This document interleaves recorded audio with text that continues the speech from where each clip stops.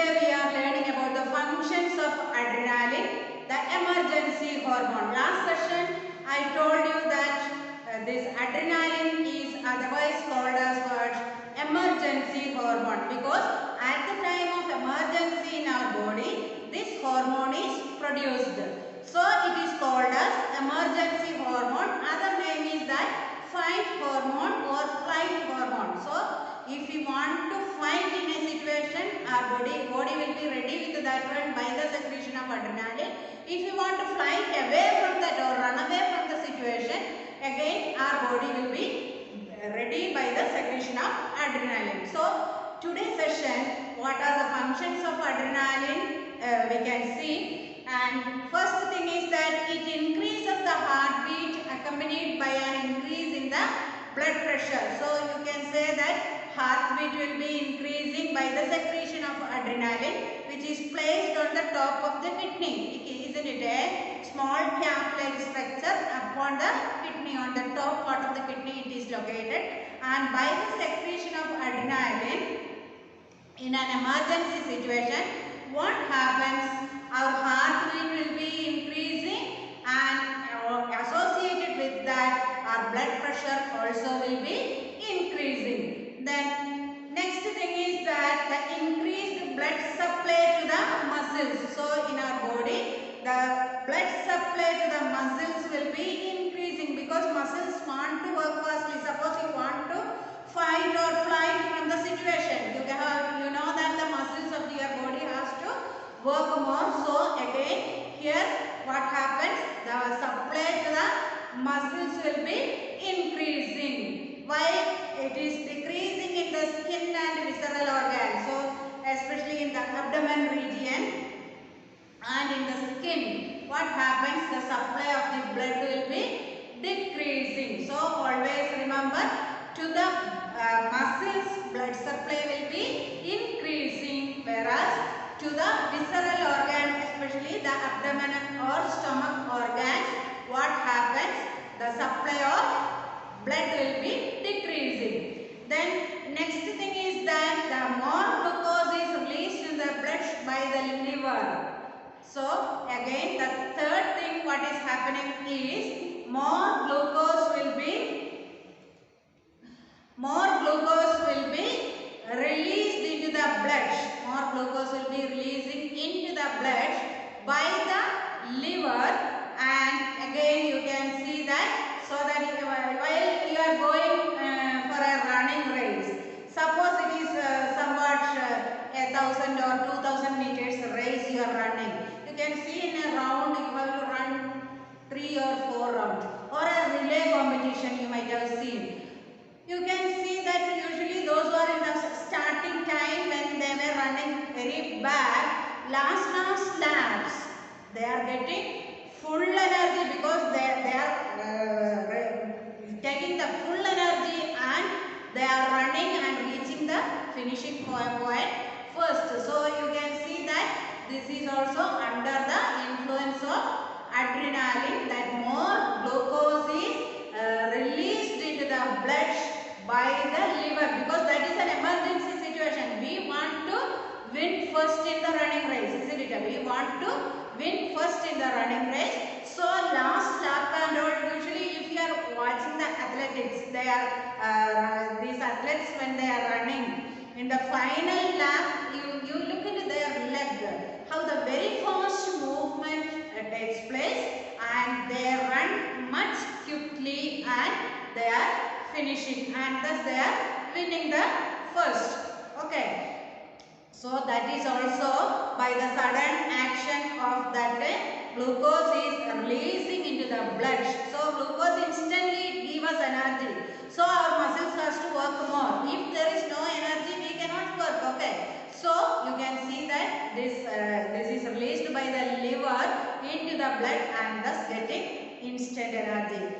Then these are all about the adrenal medulla. I told you already that this adrenal gland, if we are dividing, two parts is that inner part is called as medulla and the outer part is called as cortex. So adrenal gland, just like a cap, it is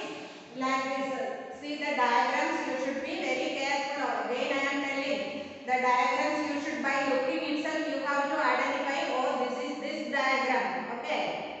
So this is adrenal diagram, this is a digestive system, this is endocrine system. Oh, this is kidney. Like that, immediately you have to identify by seeing the diagram itself. So don't think that diagrams are not important. Okay. So here the outer region, it is called as what? Cortex, and inner region it is called as what? Medulla. So the medulla secretes the hormone called as adrenaline, and its features we have seen. Now let us see what are the hormones secreted by the outer region, that is called as cortex. The outer region of the adrenal gland is called as cortex. And what are the hormones secreted by this cortex? So here you can see that it secretes many hormones, but the well-known hormone is nothing but cortisone. So cortex, from the name here you can clearly cortex, cortisone. So this cortisone is the hormone main hormone secreted by adrenal cortex. Okay, and this what is the function? It suppresses inflammation. Inflammation means a region where swelling happens in the body is called inflamed area or inflammation. So this will suppress what? Inflammation. And the cortical hormones are categorized as this cortical, that from the cortex, what are the hormones coming? It is categorized as mineralocorticoids. First one is mineralocorticoids. And what is the function of this mineralocorticoids? Mineralocorticoids. From the this cortex name is corticoid. So from that one you can see that it regulates the mineral metabolism, especially potassium and sodium ions.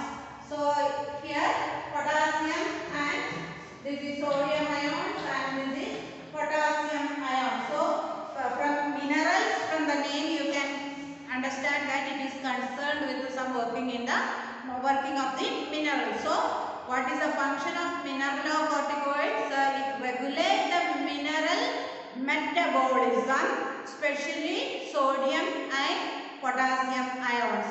Next one is glucocorticoids. Second one is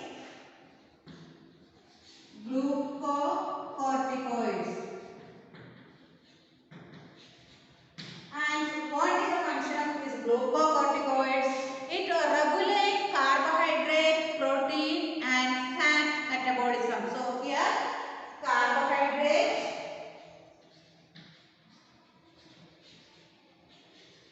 then protein and fat metabolism. So the cortex secreting some other hormone, mineralocorticoids. What is the function of mineralocorticoids? It regulates the minerals such as potassium and sodium ions, whereas glucocorticoids, it regulates carbohydrates, fats and protein metabolism. So in general, the cortical hormones, what are the function of these cortical hormones generally? First one, increases the blood glucose concentration. So first function, increase blood glucose, increase blood glucose concentration. So first function of this cortical hormone is that to increase the what? Increase the glucose concentration in the blood. So increase the glucose concentration, that is the amount of glucose in the blood will be increased by what? This hormone. Second one, it influences the fat protein metabolism is influenced by this cortical hormone.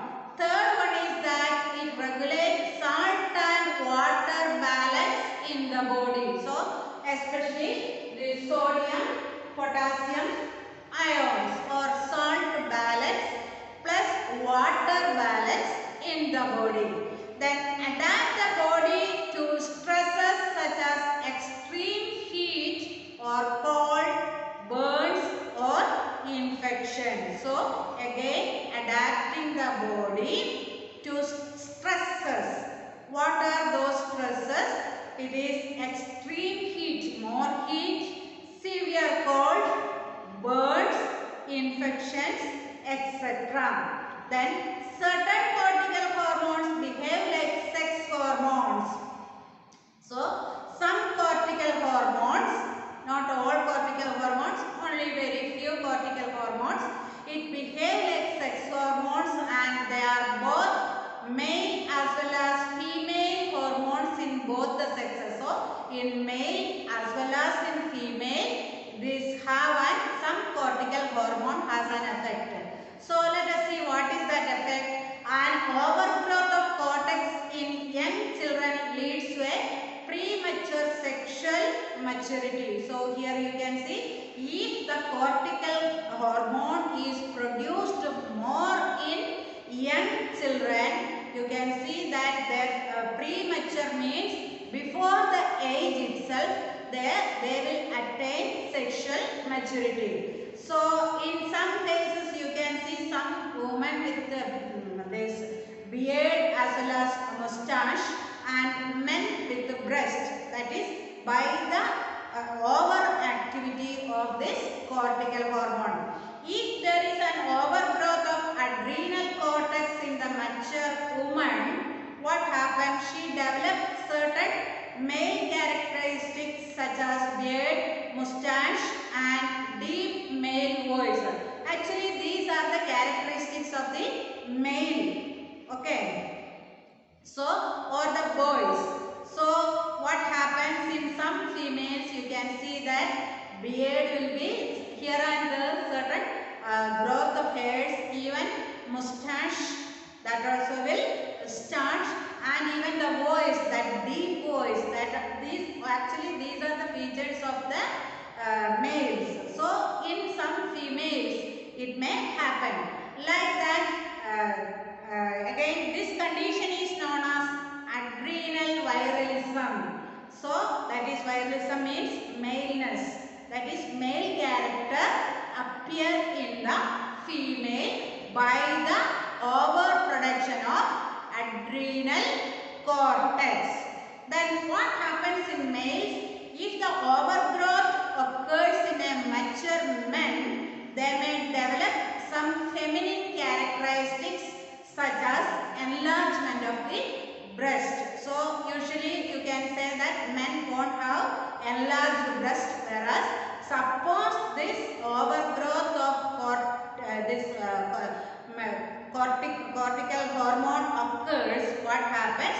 They may get an enlarged breast. So from this what you can summarize?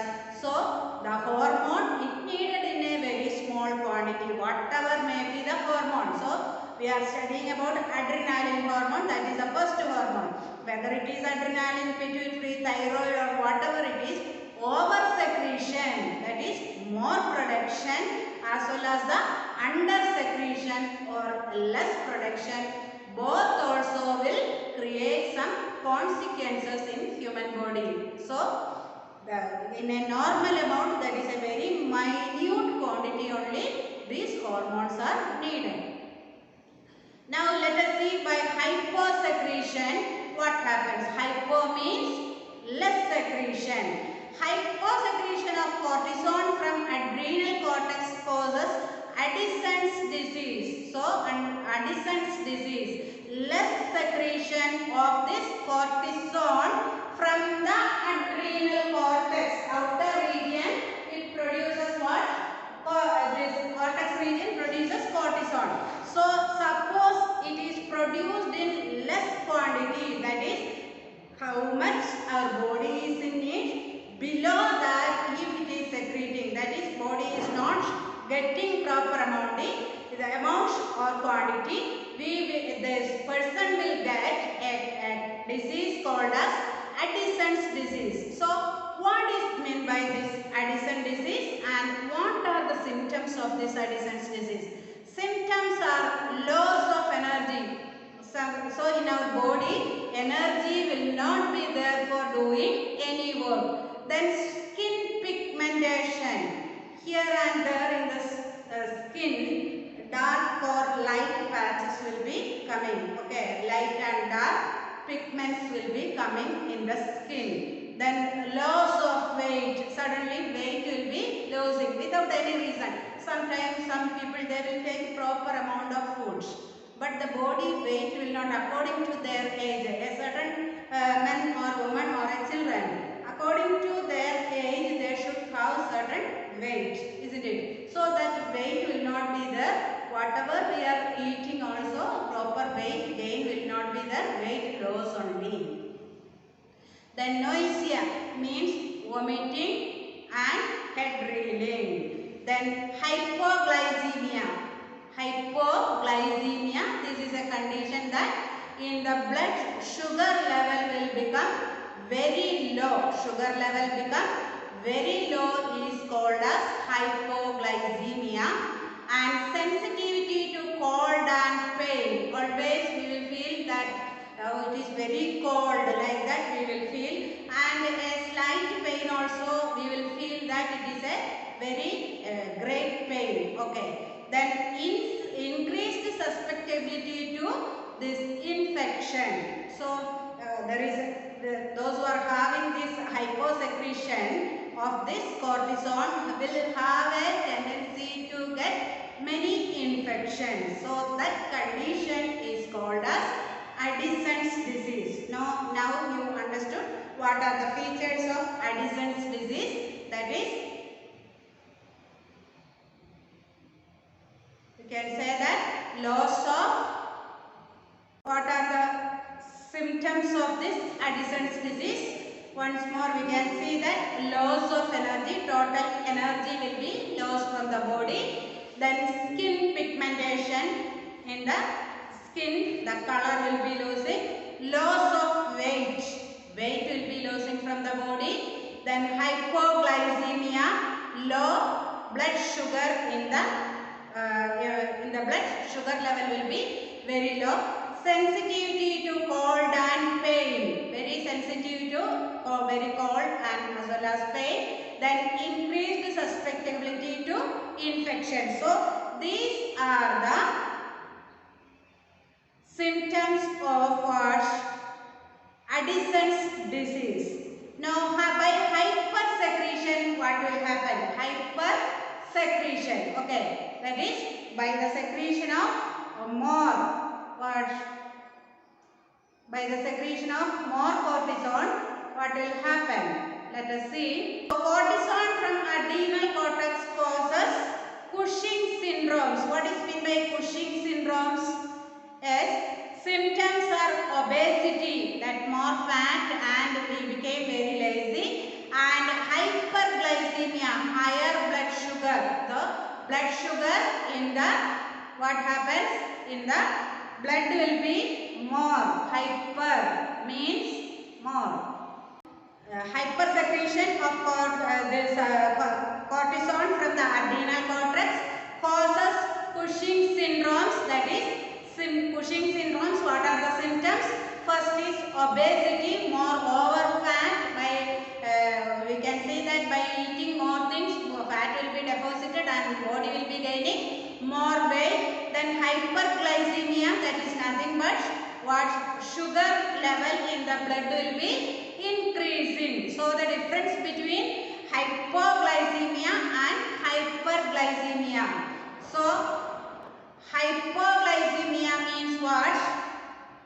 Sugar level will be less.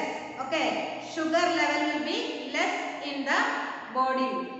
Whereas hyperglycemia means sugar level will be more in the body. So then next one is, the symptom is osteoporosis. What is meant by osteoporosis?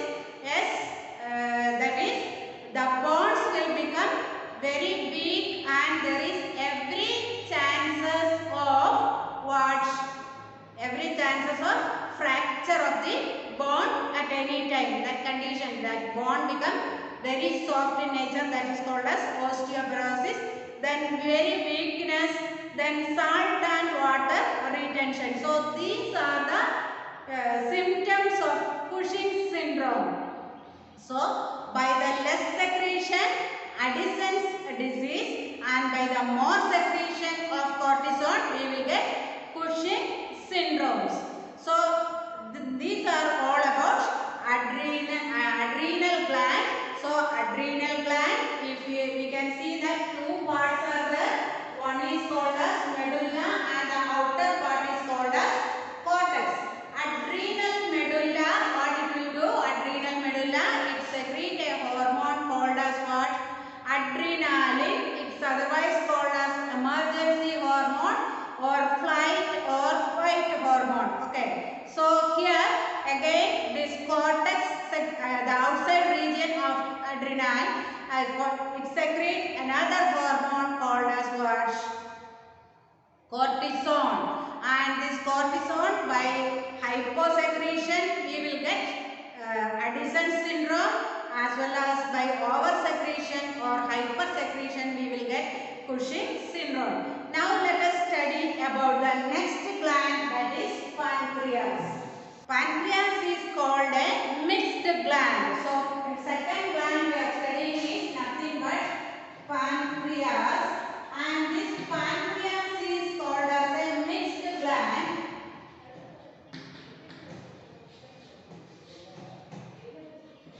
Pancreas is called as a mixed gland. Why it is called as a mixed gland? When studying about the digestive system, you have seen the structure of pancreas. It is just like a yellow colored leaf-like structure like this.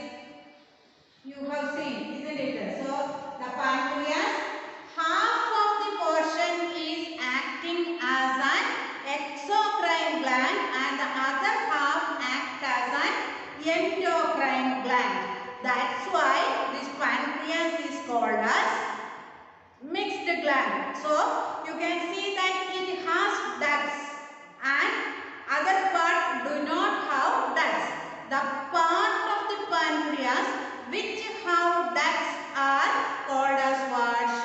Yes, it is known as ductless glands, or the part which do not have duct is called as endocrine gland, and the other part which has ducts is called as exocrine gland. So now the term you understood why pancreas is called as mixed gland. Okay. So it has both a duct gland as well as a ductless gland. That is, half the part is exocrine, half the part is endocrine.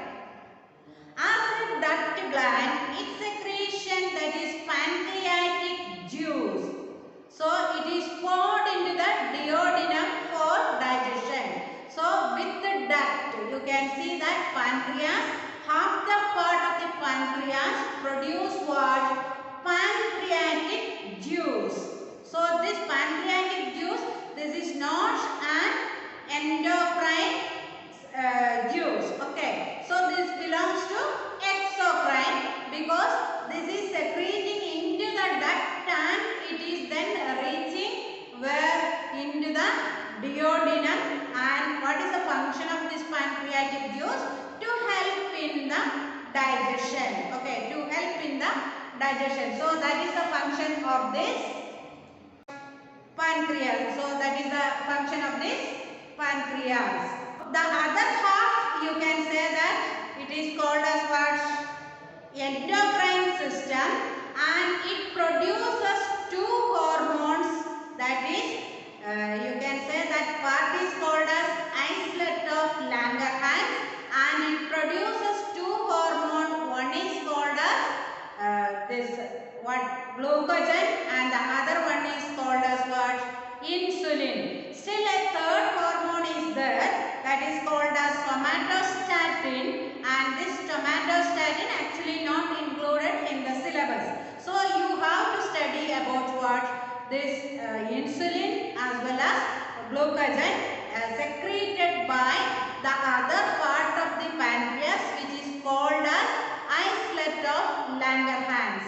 And you can see that, and this insulin is secreted by beta cells of the pancreas. Glucagon is secreted by alpha cells of the pancreas, and this somatostatin that is secreted by the delta cell of the pancreas. So these are the three hormones secreted by the endocrine part of this pancreas. So once more, the pancreas is called as a mixed gland because half of it acts as an exocrine part with duct. Say for example, the half which acts as exocrine part, it produces pancreatic juice that is poured into the duodenum, which helps in the digestion. Coming to the endocrine parts, we are calling that part as islet of Langerhans, and it produces three hormones. This islet of Langerhans, it produces three hormones. One is called as insulin. So first hormone is called as insulin. So this insulin is produced by beta cells of the pancreas. So beta cells produce insulin. Next is called as glucagon. Glucagon, which is produced by alpha cells.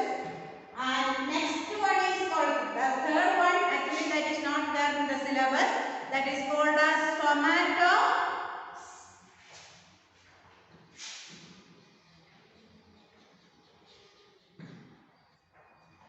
So third hormone is called as what?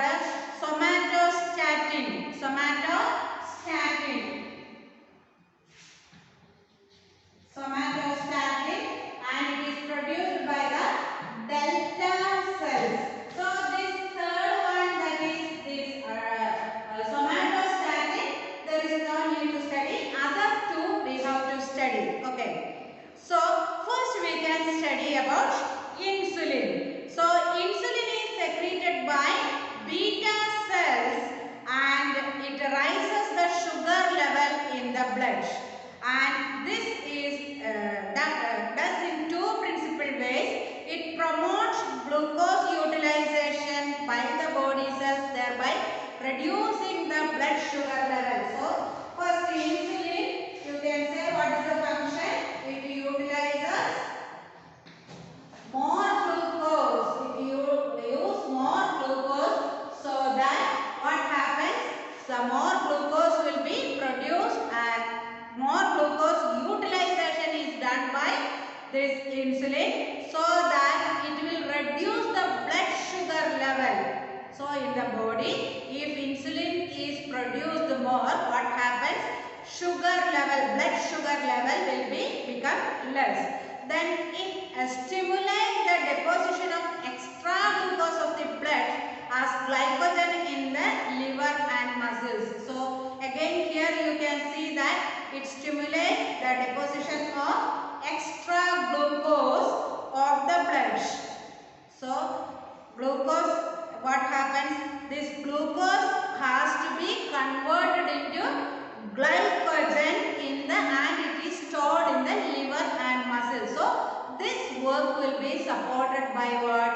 Insulin. So any glucose is more produced, that will be converting into glycogen. So usually this will be stored, glucose will be stored in the form of glycogen in the body. And so these are the two main functions insulin is doing. One thing, it promotes the glucose utilization. So what glucose is in our body, that should be more. Okay, that utilization or usage should be more in the body by the action of insulin. Then deposition of this extra glucose into glycogen. These are the two main work of what?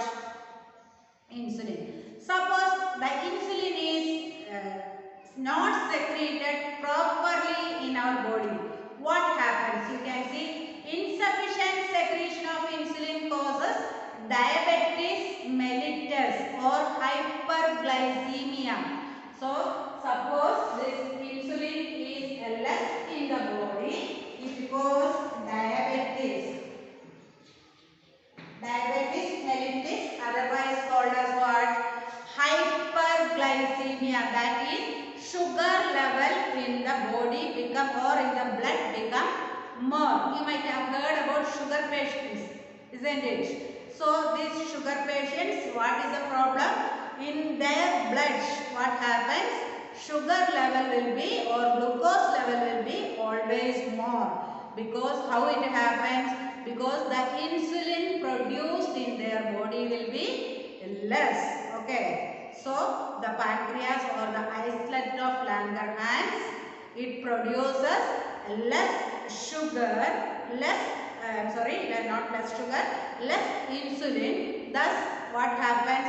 Whatever glucose is there, that is not converting into glycogen. Automatically in the blood, the glucose level will be more. That condition is called as diabetes mellitus, otherwise called as hyperglycemia. So here the word you can see mellitus means honey. Honey, what is the taste? You know, it is sweet in taste. Okay. So then next, a diabetic patient, what are the symptoms he will show or she will show? Has high concentration of sugar in the blood. That is nothing but hyperglycemia. Hyper means excess, glycemia means sugar, and emia means blood. That means more sugar in the blood. Okay. Then excrete a great deal of urine loaded with sugar. So those patients, those who are having this diabetes mellitus, they will always show a tendency for urination, very frequent urination, and the urine will be loaded with sugar. By checking this sugar test in the urine also, we can identify whether the person is having what, diabetes or not. Next one is that feels thirsty. Always the diabetic patients. If you have a diabetic patient in your home, you can say that very often they will be drinking water because the loss of water through too much of urination, because they will always show a tendency to urinate very now and then. What will happen? The salt and water will be losing through this water, so that always they will show a tendency what, for drinking water. Their mouth will be, they will feel very thirsty. And the next thing is that they lose their weight and become weaker and weaker. In diabetic patients, you can say that their weight will be losing and they will become very weaker. In certain cases, the person may lose eyesight or vision. They will lose the vision also in some cases. So these are the symptoms of what, diabetes mellitus, which is caused by the under secretion of insulin. So understood? Under secretion of insulin causes these problems. Once more, high concentration of sugar in the blood. Second one is you can see that a great deal of urine loaded with sugar, and the person feel very thirsty, and the next thing, he lost weight, and sometime fifth, you can see that he may lose his vision or very weak vision. Okay. So the usual treatment by administrating insulin is not a cure, but only a method of supplying the hormone which is not being produced by the pancreas. So you can see that the completely we cannot remove this disease. Why? Because it is a hormonal deficiency disease. So actually the pancreas has to work. So by medicine, just like a fever or a stomach pain, by taking medicine it will go. Then we don't want to take medicine. But this diabetes mellitus is not a completely cured medicine. We cannot completely cure this one. Only the thing that we are taking this insulin as an injection. That is just we cannot say that it is a not a cure method, only what we can say, only for time being daily we have to take this insulin injection. That is all. Now let us see the over secretion of insulin. Suppose this insulin is secreted more in our body by the islet of Langerhans. What will happen? Sugar level in the blood is lowered, and that is called as hypoglycemia. So the first thing is that sugar level become very low in the blood, and that condition is called as hypoglycemia. Some person you might have felt that all on a sudden their sugar level in the body will become very low. Then what happens? Brain may enter a state of coma if the level becomes too low even for few minutes. So you can say that suppose the brain is not getting proper amount of this sugar, the person may go to a coma stage, means unconscious stage, even for few minutes. And a similar thing may happen to a diabetic patient. If an overdose insulin is given, the patient may become unconscious. So diabetic patients, you know, all the time they will take the this once in a day or twice in a day they will take the insulin injection. So suppose it become overdose, so it is needed in small quantity only, already I told. Suppose if this quantity or the insulin injection it is in an overdose, what will happen? The patient will become unconscious, and this is called as insulin shock or hypoglycemia, and prompt bite of sweet biscuit or sugar candy is helpful. So in that case, if we are taking a sugar candy or little sugar in our mouth, that will be very helpful to us.